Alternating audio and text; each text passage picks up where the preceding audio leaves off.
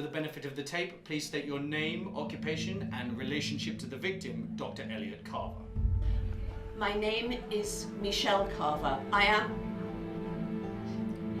was Elliot's wife. I'm a marketing executive working here in Madrid. And I have to say, I find this all highly inappropriate. I would like to go home so I can grieve in peace. Now, Mrs. Carver, we just have a few more questions. Can you just confirm that it was you who called the police that night from your husband's office? For the 100th time, yes. I got to the office, I found him on the floor, and I immediately phoned the police. Immediately, Mrs. Carver?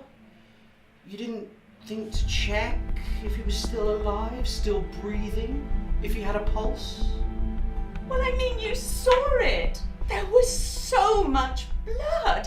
It was obvious he was dead. Are you a doctor, Mrs. Carver? Well, no, but I called the police straight away. I am not on trial here. Not yet, Mrs. Carver, not yet. Why did you even go to the practice that night? You already know why.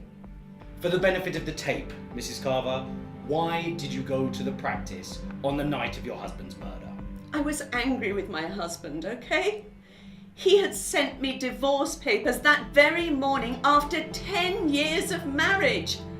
That doesn't mean I killed him. You must have been devastated. Of course I was. Anyone would have been. I'd say that really depends on the state of your relationship, doesn't it? Well, we've also discovered that you stand to inherit a rather large amount of money from your husband, isn't that right? Who told you that? It was his brother, wasn't it?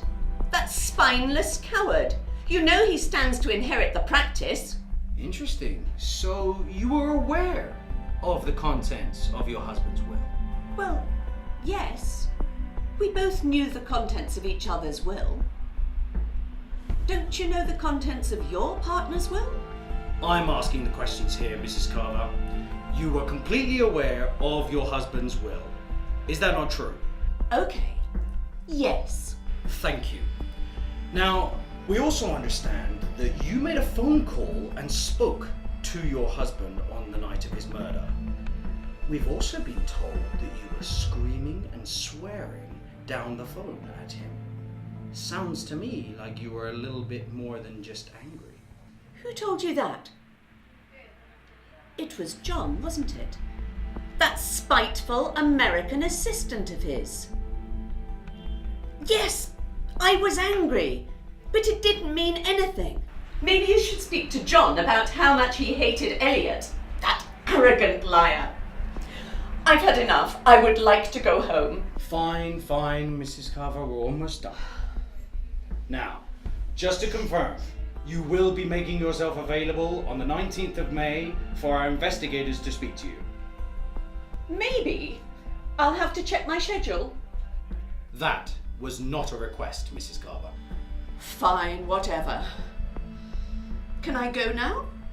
Just one more question, Mrs. Carver. Did you kill your husband? I'm telling you, I didn't kill him.